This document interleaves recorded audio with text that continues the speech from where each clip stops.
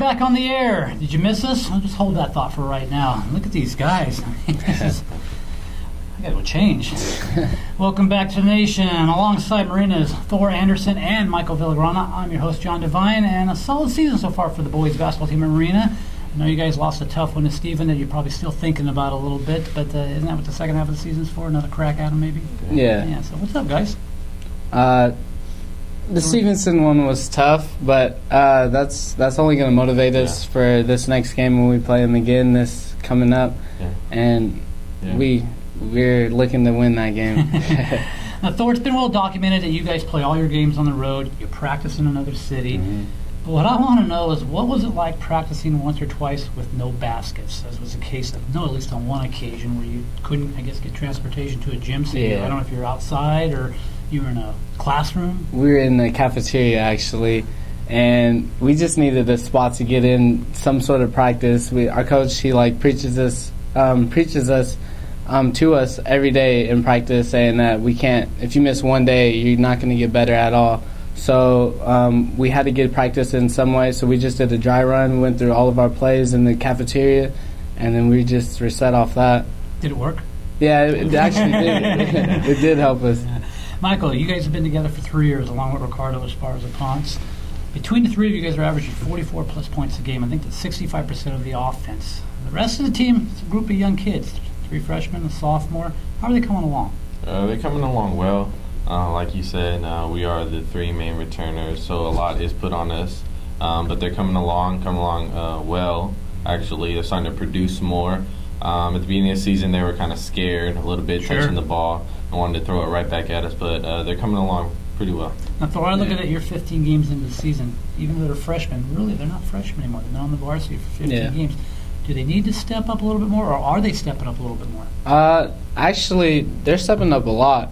A lot of them, like Michael said, used to be scared and would think they just give us the ball and just watch us do our own thing. Now they're kind of spacing the floor. They're starting to get more relaxed.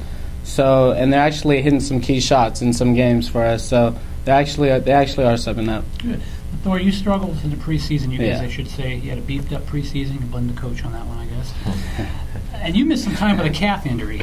Yeah. But you're still 4-2 in the MTL. I know it's not what you wanted. You probably believe you should be 6-1 or 5-1 right now. Mm-hmm. I'm guessing. Yeah. True. Like I said, the Stevenson game was hard for us, but we can't just let one play or 2 plays dictate that loss. We could have done things better in the game to make sure that wasn't even a close game. So we'll take that loss.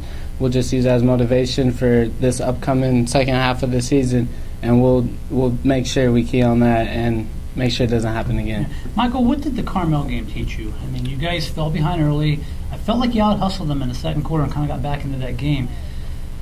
Did you dig yourself too deep of a hole to get out of against a good team like that who's still undefeated? I think that game was – I don't think we played well. They were at home. They were hitting shots. They were.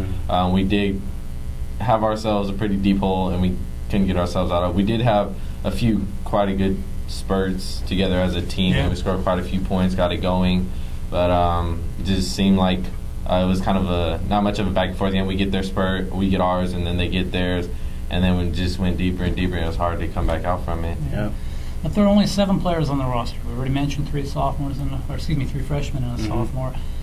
Not much room for foul trouble or injury. Does it force you to make smarter decisions on what you're thinking when you're on the court? You don't want that ticky-tack foul. Oh, it definitely does. Every game, actually, we can't afford myself, or Michael or Ricardo to foul or get in foul trouble early, because then that's just another freshman or someone else who has to step up and play, and that could really get us in the deep hole, like you said.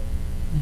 And Michael, I've seen some family members at your games, but I'm not seeing that student body yet. Yeah. This team has been good for 3 years. Where's the student body? We're trying to motivate them. I know they got some flyers up around the school trying to get them to go to a few games. That's what we're trying to do. I mean, we see a few here and there, not as much as we would like, more family members and students, but they're getting there. I think it's time to go on. They're even trying to organize a field trip for our next Carmel game, so that should be good too.